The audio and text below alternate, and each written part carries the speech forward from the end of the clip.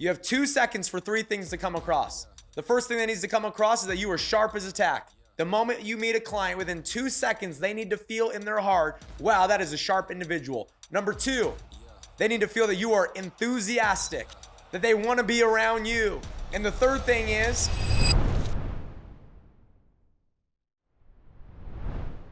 let's dive in. I want you guys to write this down. I am not paid based off how hard I work. I am paid based off how hard I am to replace. I think a lot of times you think, oh, if I work harder, I'll be paid more. No. Because you can work less hours and become so valuable that the environment is affected if you are not in it. So I want you to ask yourself this question on a scale of 1 to 10. On a scale of 1 to 10, if you were removed out of the base shop that you were in, would the base shop no longer be the same?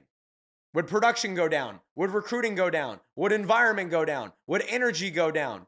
Would unity go down? You are not paid based off how hard you work. If it was about working hard, everyone would be wealthy. It's not about working hard.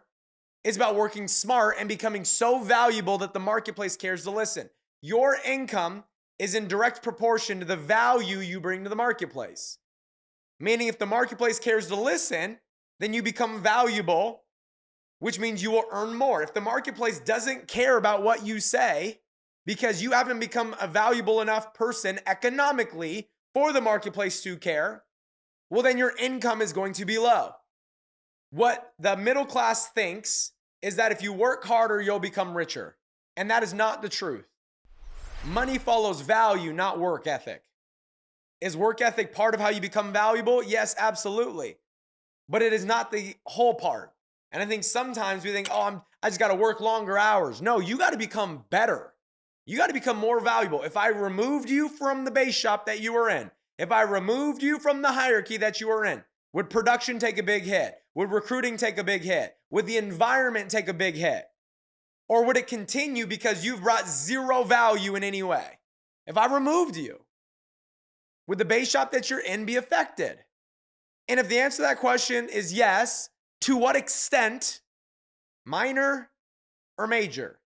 It would be affected minor. Okay, how do you go from minor to major when it comes to how much the environment would be affected if you were not in it?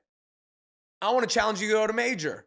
There was a person that in a previous company, they used to override me 25%. We used to have something called a MAP program where if you were not in territory, because we weren't on Zoom, so if you knew somebody in another state, you would basically give 75% of all the overrides to someone else to train them because we didn't have a Zoom. So you were just giving away all talent across the United States. How crazy is that? So I was part of a MAP. So that means that they only got 25% override on me. And I always told that person that my 25% would pay you more money than everyone else's 100% override. And that's what we did. We built a business where the 25% that they overrode us was worth more than everyone else's 100%. I wanted to make sure that my value was major. The value of our organization was major to their business. Are you easily replaceable? And or if we removed you, would people even know?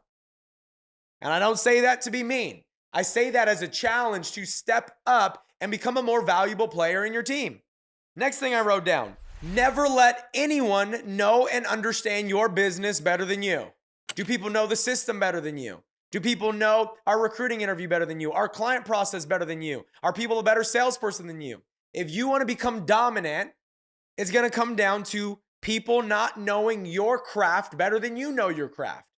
Does this make sense? Never let anyone know your business better than you. You should know your business better than anyone else because it's your business. It's your future. It's your legacy. And last thing I wrote down before I dive into the closing training we're about to discuss, you need to learn how to light your own butt on fire. How do you get yourself moving? How do you get yourself competitive? How do you get yourself working longer hours than ever before? Because if you are always waiting for someone else to light a fire under your butt, that means that you are waiting to be motivated. And motivation is temporary because it only lasts as long as the emotion, and that's an issue. Motivation only lasts as long as the emotion. So right now, you're on this call right now, you're feeling motivated because it's a motivating call, I would like to think. and the emotions running through your vein right now and through your heart right now and through your mind right now is like, man, I got to get better. I got to get to work. Now the question is at 4 p.m. today, when I'm not yelling in your ear, can you still operate with that level of intensity, that level of focus, that level of clarity? When we're not there, you must learn to light yourself on fire.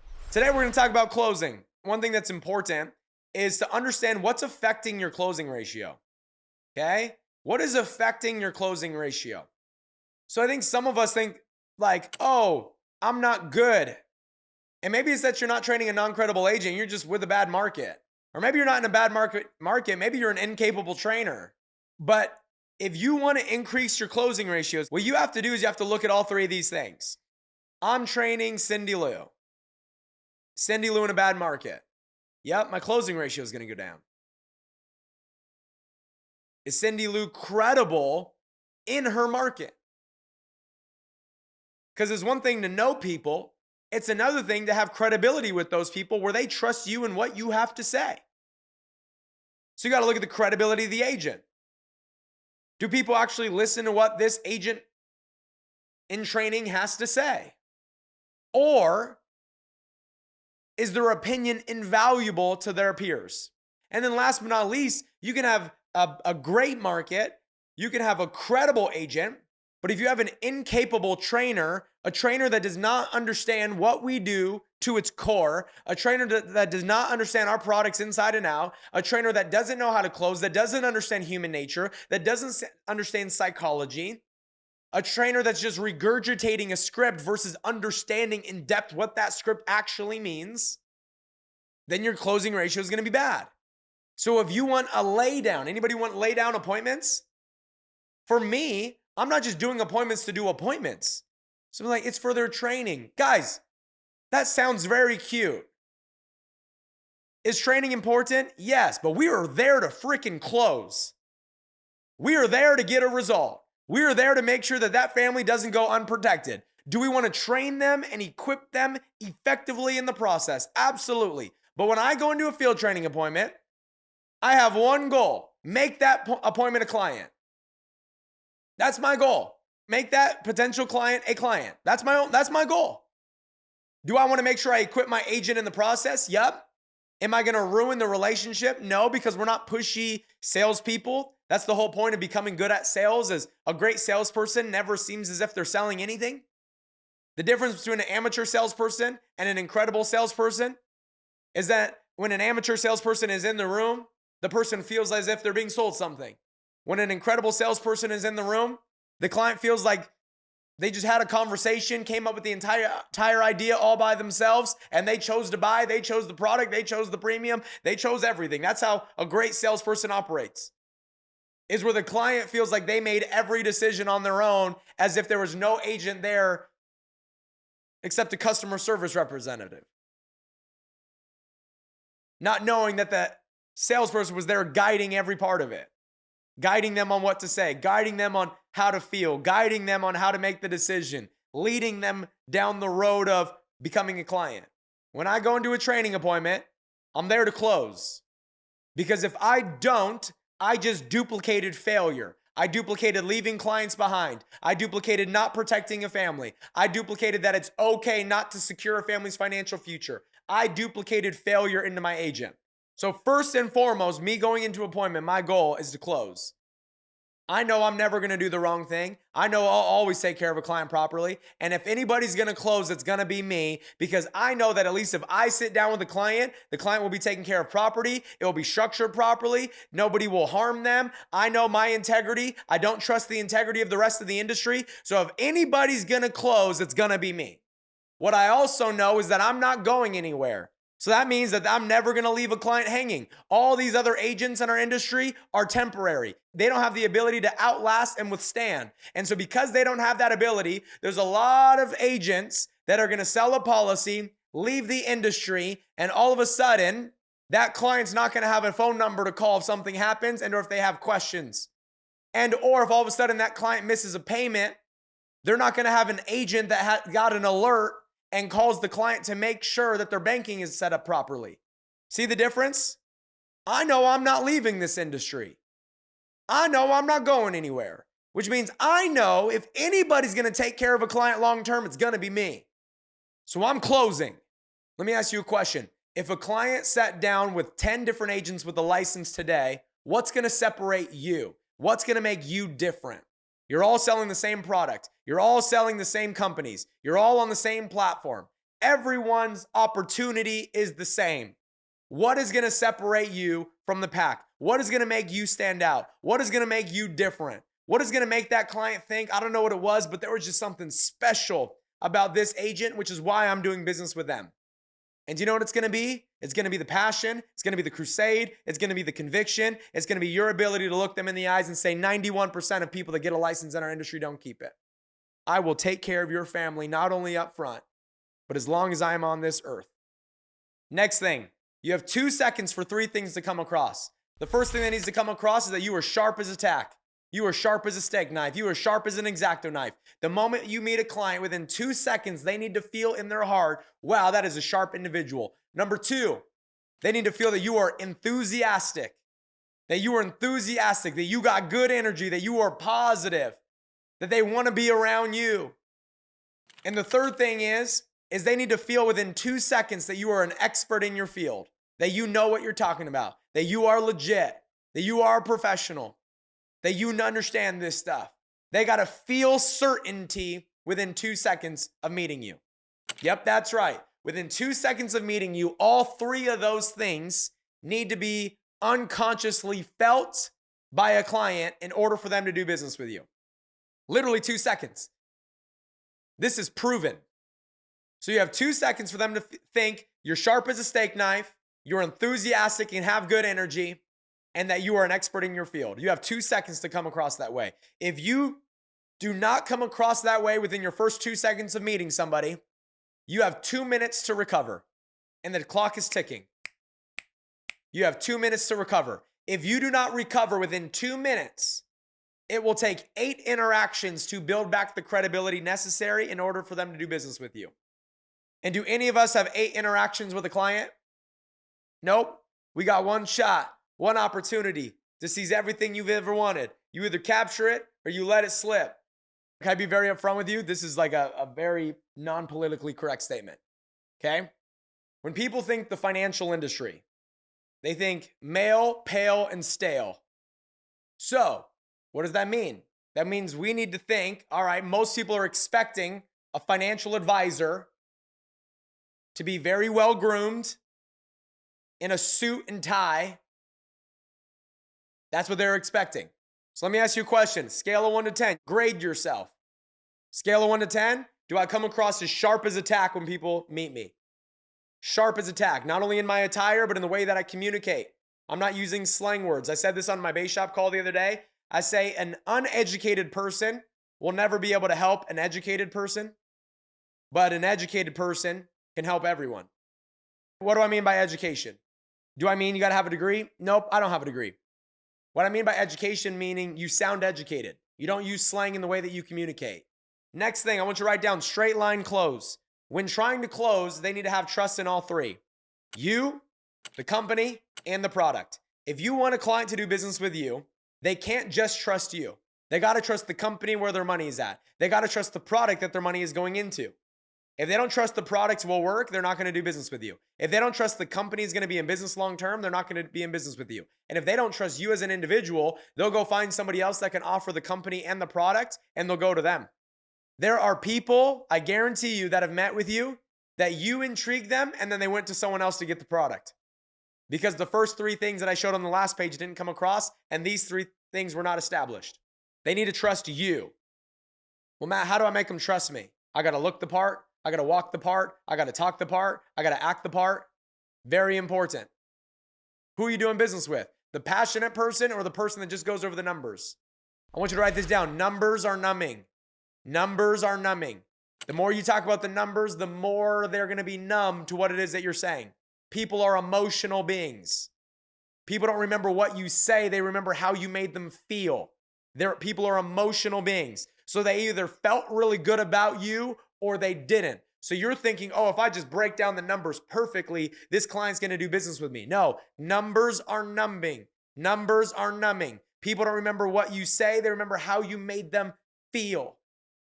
So when you say, hey, listen, I'm passionate about this. I believe this, Brett. I will not let you down. I got your back, brother. I'm going to be here for the long haul. Brett's going to leave that appointment thinking, man, this guy felt something. Like I felt good about him.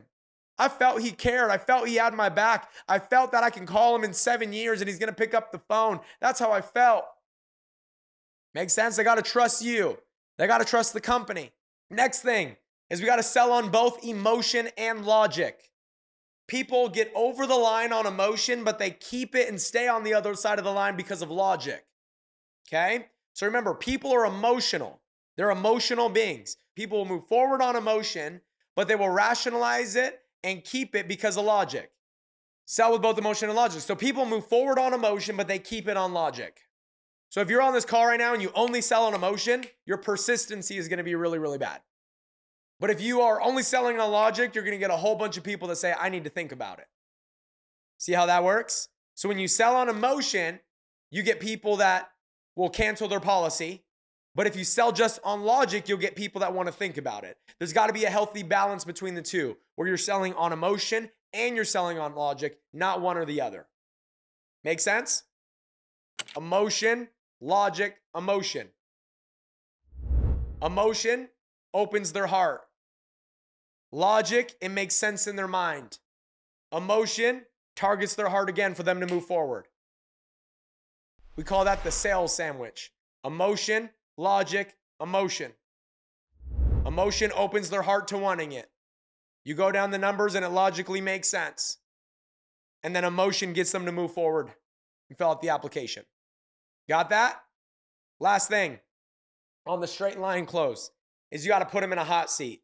How many of you guys woke up this morning, your alarm went off, you were exhausted, or maybe a Saturday morning or a Sunday morning because you get to sleep in a little bit more on a Sunday morning. Let's say it was Sunday morning and you woke up, you got to use the restroom.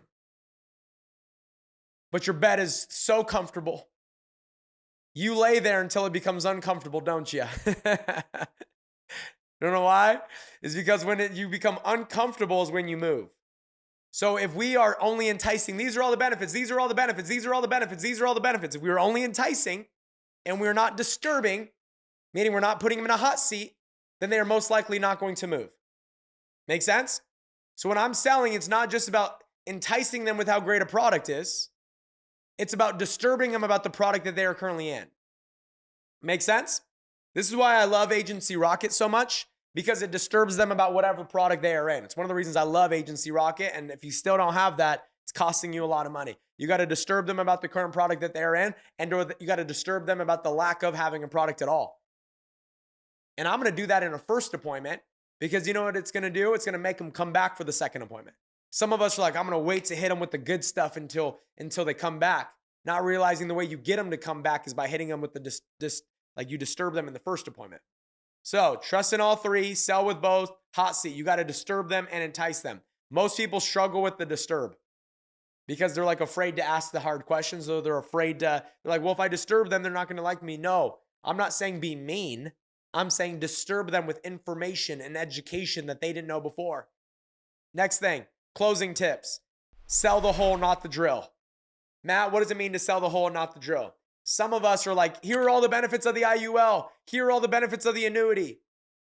Here are all the benefits of a term LB. Do people care about the term LB or what it could do for them if something happens? Do people care about the IUL or do they care about the income that it provides in retirement? Does this make sense? So sell the whole, not the drill. Some of us are going over all the benefits of the product, but we haven't identified the problem. Identify the problem, make the product the solution. Identify the dream, make the product the solution. I don't sell products, I sell the dream of what products can do. I don't sell the drill, I sell the whole. I don't sell the benefits, I sell the reason they would want those benefits. Make sense? I sell the emotion. Why do they need it? What are their goals? What is the outcome that they want? Make sense? Sell the whole, not the drill. Next thing, you have 37 seconds. Matt, what do you mean? What I mean is, and this is completely contradicting to today's conversation, but naturally I try to ask questions throughout the process anyways, okay? But if you are with a client and you are not asking questions within every 37 seconds, you are losing the client. Every time you speak for more than 37 seconds without asking a question that engages the client, you lose the client. You lose the attention of the client, especially in today's time more than ever, because of the fact that people they want things now, like they're quick, everything's effective, that everything is microwavable. So because we live in a microwavable world where everything's instant and quick and efficient, right? People have very short attention spans, which means that if you want to keep a client engaged, that means you have to ask a question within 37 seconds, no matter what. And every single time you go for longer than 37 seconds, they become numb to what it is that you're saying and they start to tune you out. So every 30 seconds, you should be asking a buying question and or a question that confirms that they're understanding everything. So maybe I'm breaking things down and say, Gary, is this making sense to you? Do you happen to have any questions? Right? Hey, Gary, can we both agree? And you have to build questions into it so it's conversational. If it's not conversational, you're going to lose the potential client because they're going to become numb to what it is that you're saying and they're going to tune out. Okay? So you have 37 seconds. Make sure you're asking questions. Next thing, certainty. They are paying you to know so they don't have to. For instance, I don't pay my CPA for me to know how to do taxes. I pay my CPA to know how to do taxes so I don't have to. Does this make sense? Okay? So people are going to pay you, even though they're not directly paying you, to know the information for them. So because people are paying you to know the information for them, what is something that's very important? Something that's very, very important is for you to give them certainty that you know what it is that you're talking about. Okay? So it's very important that people can look at you and say, okay, I am certain in this person's ability. I am certain in this financial professional. We've talked about this a little bit already, but they're paying you to know so they don't have to. So say, listen, Heidi, one of the things that I'm best at is helping people go from where they are to where they want to be financially. It's one of the reasons that hundreds of clients have trusted me with their financial situation. And I want you to know that I will take care of your family the same way that I'll take care of mine. What I want to do, Heidi, is I want to get together with my team of specialists and we're going to work together on a plan and a strategy that's going to help you accomplish all the financial goals that you have for your life. And if I was able to do that when we get back together, is there any reason why you wouldn't want to move forward? Let's get it. Let's get it. Let's get it.